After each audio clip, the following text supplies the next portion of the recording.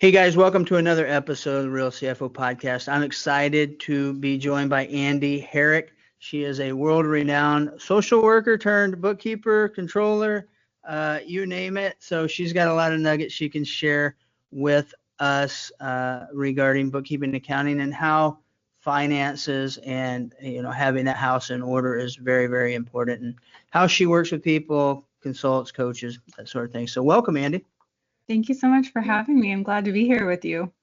Yeah, you bet, you bet. So we kind of do a lot of the same things, I'm sure. I don't know the kind of the totality of your business model and the work that you do, but as I kind of told you before, Real CFO is kind of our podcast and information gateway where we share information about financial systems, how to kind of become your own CFO of your small business versus hiring what some may call, say, their fractional CFO, so to speak, but learn how to do it in-house or be intentional about getting something done. And it's great when I can have folks that are kind of in the same line of work as me and see how you help and what you can do and the advice that you give our potential listeners.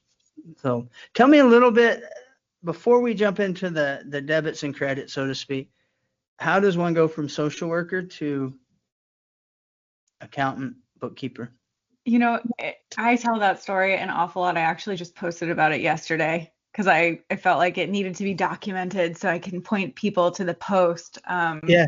The long and short of it is I had the virtual assistant, executive assistant, specialized services pipeline, which is really common, I think, in people who are working virtually or have agencies. Mm-hmm. I started offering admin services when my social work career shifted. I pivoted into working for myself. I was a solopreneur. I eventually had some clients come on who needed things I couldn't do. So I added a subcontractor who's now my business partner. And Awesome. people kept asking for services we didn't know how to do. So we kept hiring people who knew how to do it. And we quickly found that accounting and bookkeeping was the highest request. And so we pruned down our services and focused on that. And the truth of it is, I'm really great at building a team, at taking care of my team, at doing sales, at understanding bookkeeping at a high level. I'm the worst bookkeeper on our team. So it's great because my team is skilled and they're excellent. They do their part, and I keep the villagers happy, hopefully. No, that's amazing. You bring up a good point. You say you are the worst bookkeeper on your team, and Proudly. there's reasons for that. I was in a meeting yesterday with a client, been a client for like 10 years. They are growing fast, and we've grown with them through that process. At some point, they're going to have to get an in-house financial person. I see that coming. We had a meeting the other day to kind of talk about direction, focus, future. What does it look like? Because they're growing, scaling, changing. And he kind of broke it to me like, we need this. Okay. He goes, I hate to bust your bubble. I said, well, you're not busting my bubble. I'd be naive not to think that that's the direction you're going. But I want to be at the table, right, to offer solutions or at least provide guidance for you in that respect. But he had this long, drawn out job description, and he found somebody, and I know that somebody, right? They sat on the board. Has bookkeeping, all of these skills down here that they want to do, but they also want this high level strategic guidance. That is an anomaly, Mm-hmm. right? Yep. Somebody that enjoys living here and living down here. So I'm glad to hear that you're kind of separate and recognize that. But so many business owners don't. They think they have to do everything. How do you, in terms of bringing people onto your team, I'm guessing they're doing work with you and you're not just placing the VAs, right? We don't do any VA work anymore Okay. at all. Anymore. Bookkeeping was so in demand that we are full stop a bookkeeping Okay. managerial accounting firm. Period. End of discussion. That is where we live. So like people used to come to us for social media services or VA services, and we are out of that game gladly. Like there's so many people that are great at that stuff. Yeah. Happy to refer. My whole job is to make friends and take care of my team.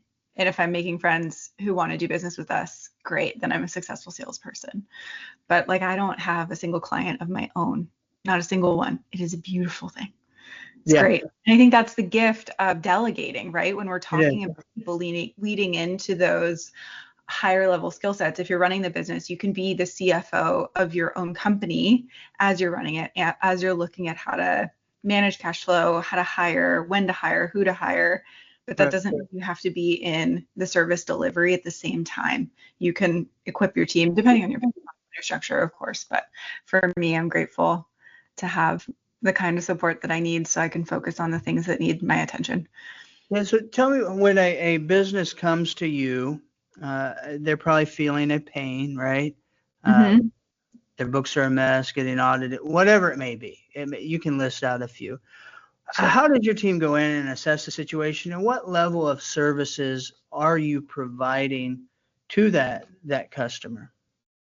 So our perfect world is somebody who has had a bookkeeper. Unfortunately, this happens a lot. A bookkeeper that's not very communicative. Their idea of being highly communicative is once a quarter, Mhm. right? Like 30 minutes once a quarter, Right. and probably closing the books 2 months after the fact. So if I can get a hold of them and say, look, you want your numbers done on a weekly basis, you want your books closed on a monthly basis, you want actionable information timely, we can do that for people. And better yet, best case scenario is they actually care to understand. And then we want to spend that time educating them, empowering them with information, much like what you do. I Yeah. want the lights to come on. I get excited when my clients are excited about their numbers, when they see what it means, when they see how they can make key decisions with data, not just by a gut check or a feeling or a whim or a hope or a prayer or whatever else Yeah. they might be running on. Like if they can actually run on the data, sometimes it's a confronting a little bit like, hey, that thing you really love doing, your sales are tiny, your costs are Mhm. huge, it's costing you money. If you just stop doing that, you'll do better in business. Yeah. Those are fun, hard conversations, but at the end of the day, it means they eat, right? There's more, they keep more at their table, and we want that. Well, everybody always thinks if I've got money in my bank account, all is good. Well, they're not seeing that 5,000 of that money in that bank account is from your line of credit because you overdrew, right? Yeah. Right? It's tied to it. But they don't see that. They're not recognizing, they're not intentional about focusing on that information. Um, yeah, no, it's great. Just like anything, right? You're in Arate, I don't know if you've done 75 hard, or you probably heard a lot about it if you haven't. Yep. Yeah, it's all about intention, being Mhm. intentional about something. None of it's hard. It's not. The hard part is being intentional and disciplined enough to do it. If you can get a business owner to at least buy into the concept of having good books, and you send them to them regularly and communicate throughout the month with them regarding their financial situation, that interest and intent is going to build. We've kind of shifted to where we do a lot of bookkeeping. Sure. We have outsourced teams, in-house teams that do it, but I'm transitioning a little away from that. For instance, I had a couple calls the last few days, both similar situations, different industries, where they have a bookkeeper ish, right? They're paying them as a bookkeeper. They haven't reconciled for the last 2 months. There's a lot of loan accounts that have never been reconciled, just stuff that should be done. Right. Uh, they want to replace that, but they said, hey, my wife works in the business as well, and she does 70% of it. Mm-hmm. You guys have to take on the bookkeeping? I said, no. No, in fact, I don't want the bookkeeping. I want to show your wife how to do the other 30% and Mm-hmm. be really, really good at it, because she's going to be excited about the numbers. And if she's excited about the numbers, you're going to get excited about the numbers. And when we meet each month, those numbers are going to mean something. And then we can create actionable items that we're going to do for next month, and then see if we execute them. Budgets, forecasts, all of this stuff. And so, yeah, when the light comes on, because people haven't had that, Mm-hmm. you're an anomaly. What we do is an anomaly. And it blows my freaking mind when people tell me that. Like, you Yeah. guys actually respond to text messages, Yes. phone calls, Yes. email, like Yes. like literally real time almost, but at least within 24 hours. It's shocking. Yep. I do think, and I've told people this a lot, if you don't value communication, then please choose someone else. You'll overpay if you choose us. But we build it into our offering. If somebody is going to work with us, we plan to communicate and we price accordingly. And so if somebody's coming to get the fast food of bookkeeping, they're just trying to drive by and have it be done and not participate, then like there's so many people that can help you with that. And we are not probably the best fit. Like you can find something cheaper and that probably is going to fit you better. And I think that is a funny thing, turning clients away sometimes because they're not interested, they're not invested, they don't care to be, they don't want the information, especially if they're not trying to scale. Just compliance is really okay. But if they're looking for that insight, it's invaluable to have somebody who will pick up the phone, who will answer the text like you do. Right. It makes a huge difference. And we find that we end up in the trenches with people a lot, that they're paying partly for conversations about bookkeeping and accounting, but what they're really getting is somebody to step by step, side by side, trudge through with them as they journey in business. And that's rare. It's rare to have somebody that you can let your guard down and say, I'm struggling with this, or this part's really hard, or I'm confused, or a little bit lost here. And for people in a position like you and like me, we're inside of a lot of businesses. We end up with much more business insight than just the numbers. Yeah. And there's so much we can offer, even if it's just moral support. Like, you're going to be okay. You're going to get through this. People get through this. Here's what we've seen them do. Go off and try this and come back and tell me how it went. Yeah. No, that's awesome. It sounds like we're on the same page, at least in our approach to things. You know, I had a new client, I mean, fairly new, say one of those situations, multiple CPAs or bookkeepers along the line, and no one really communicated with him. He would ask questions. It'd be months before he'd get anything, or he had to ask 2 or 3 times, right? So he messaged me that, hey, you got 10 minutes? I'm looking to make a deal real quick. And so he called me and he goes, hey, I got a line on a new vehicle. And he goes, I need to make a decision fairly quick because they're limited, whatever. And I said, well, what's the cost? And it was about $130,000. I'm like, is that going to carry a ladder? Is it going to take shingles to the job site? Is it your cash flow? Why? You know, and I think he was shocked that I said that's a dumb tax strategy to go buy that particular vehicle, but it's real. I said, I'm not going to tell you not to do it. And you have the cash flow where you can do it. Is it the smartest move? I don't think it is. We can find other ways that you can invest that $130,000 and actually get more tax savings and an asset that builds that long-term wealth. Yep. You know, if it's the happy wife strategy, great strategy. If it's tax, not the best. Right. Right. Yeah, maybe it was a blended, but maybe it was a happy wife, but he was trying to justify in his mind by tax. Maybe I misread that whole deal. Maybe I'll call him back and make sure. Yeah. How's the relationship going since Tuesday, right? That might have been it. Totally. So how long have you guys been doing this? I want to say August makes 8 years, and there's been some pivots along the way, but I think it's been 8 years. Yeah. And you have one business partner? Yep. Okay. Yep. Awesome. What do you offer, any like sort of training or courses, or is it all client specific? We have some things in the works. Currently, it is client, and then client work, bookkeeping and accounting. But we also do some client education, where if somebody wants to be doing their own bookkeeping, and because we don't do tax prep, tax filing at all, it truly is just the bookkeeping education. And then we need to refer them out to a CPA once they get their books going. But those are the 2 pieces right now. We have some other courses and education and things coming. So stay tuned. Ask me again in 6 months. Yeah, I will. And maybe we'll have something alongside you too, and maybe we can collaborate on something. I've always wanted to put together some sort of training, maybe not at least from my vantage, because I couldn't do it, the bookkeeping piece, but my team could, but more of the higher level thoughts, like create a community where you can share this knowledge and wisdom, because not a ton of people listen to our podcast. We're not Rogan, we're not Frisella, right? Yet. I doubt we ever will be. But some sort of community that you're sharing that knowledge, that wealth, that information that I think is so valuable. What you said you brought up tax. You guys don't do any tax filing or compliance. Do you look when you're working with a client for opportunities for that? Sure. Yeah, absolutely.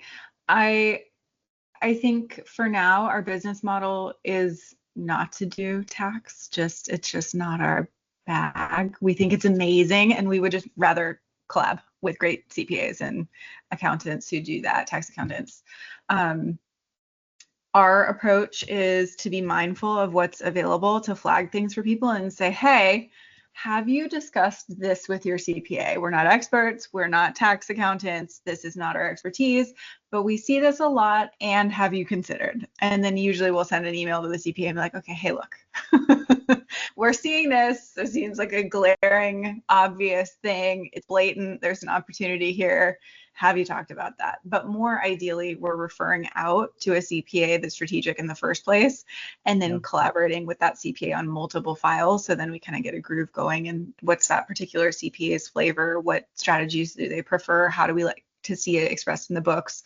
Our job is to make your job easier. Ideally, best case scenario, if we've done it right, we serve the client well and their CPA well. And if everybody's happy, then we're happy too. Right. Yeah. We kind of handle all facets of it, but you're right. I mean, you hit the nail on the head. More strategic CPAs. A lot of CPAs in the traditional brick and mortar offices aren't very proactive. It's a very reactive environment, right? You get the stuff, do the taxes. Here you go. This is what you owe. These are the estimates you pay for next year. Based on your income. Do it. We'll do it again next year. Good luck. Proactive is strategy, and there's a lot of small businesses that have no strategy involved. Even the basic stuff, right? For sure. That's one thing that I always tell people is, we can even work with, if you like your CPA, because that's a relationship, your financial advisor, your CPA, all those you create bonds and relationships with them. Yeah, it's easy to go with the same thing over and over, even if they're not doing the advanced strategy work for you. So we keep that relationship. We'll work with your CPA, but we need to look at your numbers and build out tax strategy, and we'll give them what they need, but you'll save money. I don't care if we do your return or they do it.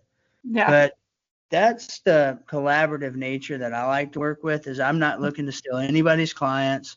I don't want to, if somebody's doing bookkeeping, they refer somebody to me for tax.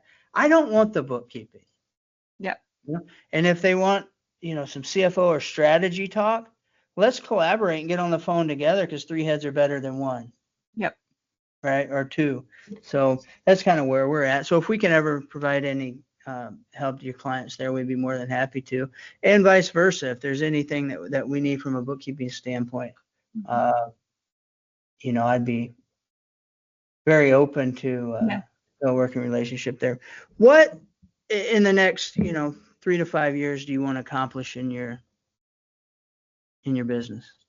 It's a different answer now than it was when I started. It used to be just growing it and creating an employment environment that I had wanted, right? Like I left my social work career out of necessity. I don't think I mentioned this. I adopted a special needs dog, a wheelchair puppy from Thailand, which is why I left social work.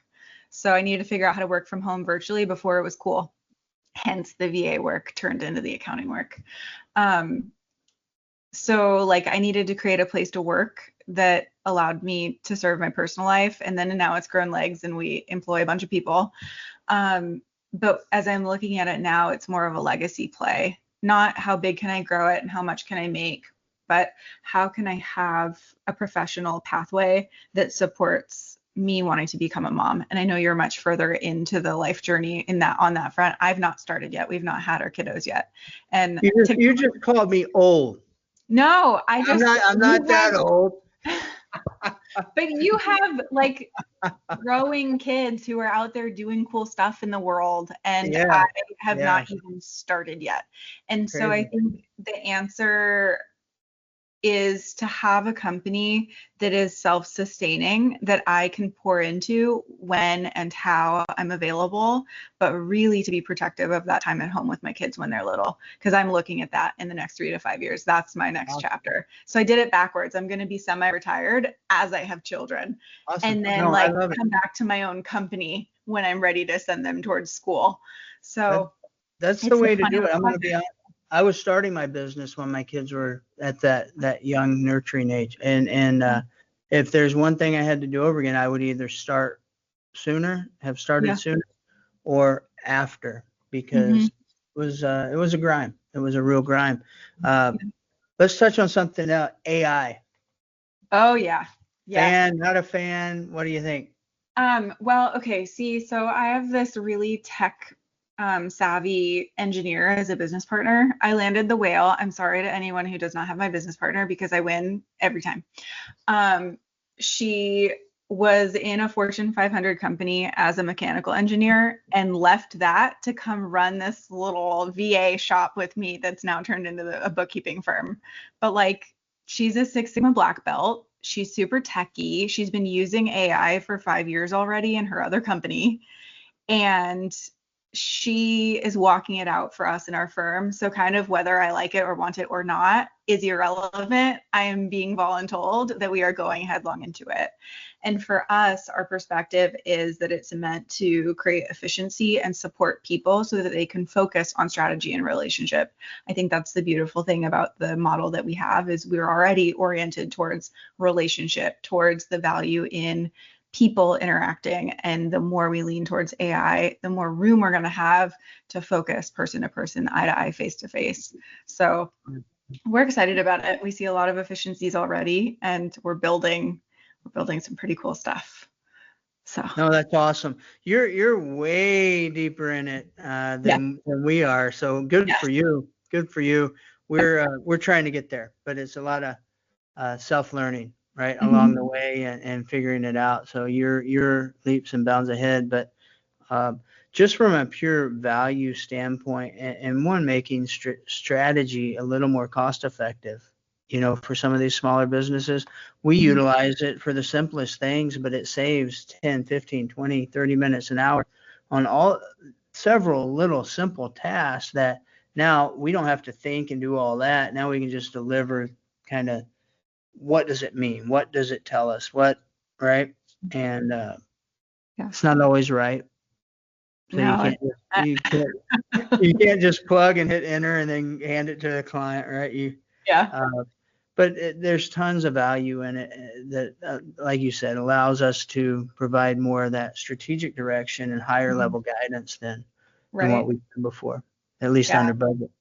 Yep. And I think the way that people were concerned about paper world turning digital, or a non-internet connected world turning internet connected, we'll see similar shifts. We won't know what we can anticipate, but we're all going to face it together. And I do think to some extent there's a choice to be intimidated or nervous, or a choice to embrace it and see what its strengths are.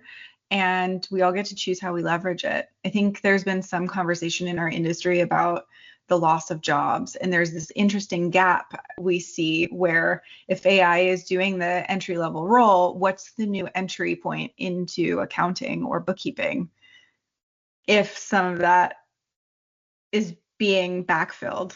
And so it leaves the conversation of strategy and um, being more big picture and more tech oriented instead of what we used to see, at least in bookkeeping, of a lot of data entry and just understanding which side of the ledger and those kinds of things. Yeah, I think it's more building out the accounting system, making it optimized Yeah. for the deliverable that you want. Yeah. I think Andie said it best. I don't know if it was on a podcast or maybe on one of the calls, one evening is, people are going to look at it to cut jobs, remove workforce, and make more money.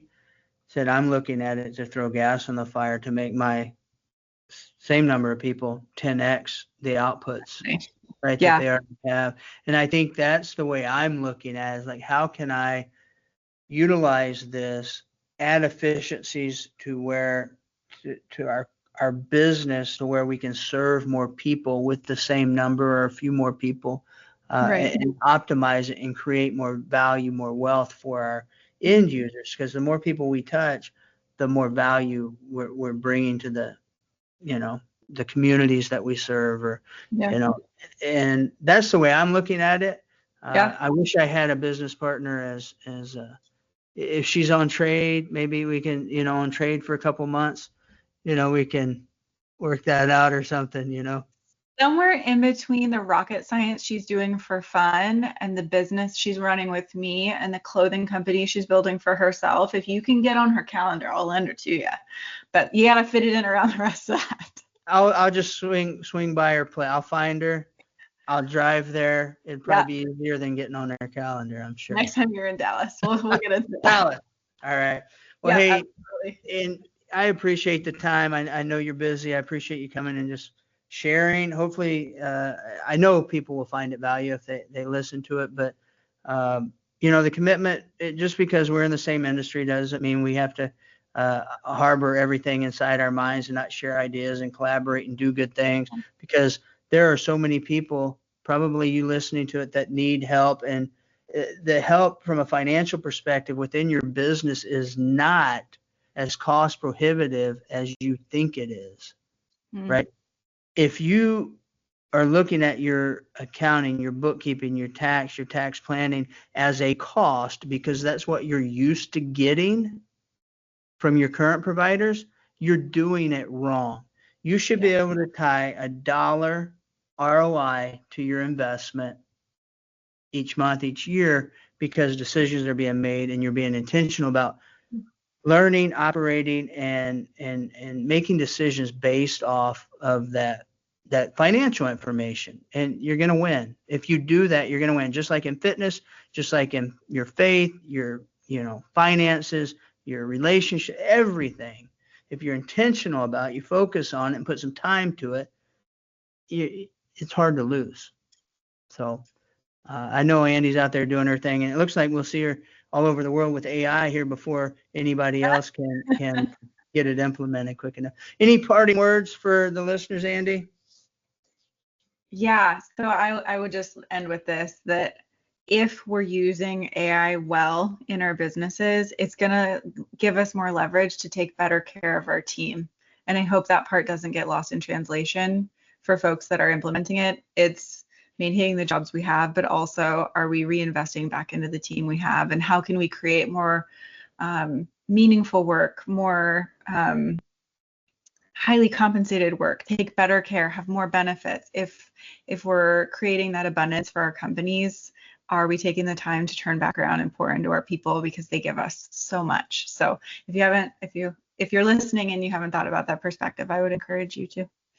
And thank you so much for spending this time with me. Yeah, that's good stuff. That was powerful. Where can people find you, Andie? Oh, Instagram, any? I have a LinkedIn. Andie Herrick I'm Andie Herrick on LinkedIn. I think I'm maybe the only one, so it should be pretty easy to find me there. And then our website is untied.work, untied.work. Untied.work, and I believe we have those links, so we'll share them in the show notes. We'll be sharing this with you as well once it's edited. So appreciate your time, everybody. Appreciate you tuning in. Hopefully you got some value out of this. I know I did. Thanks, Andie.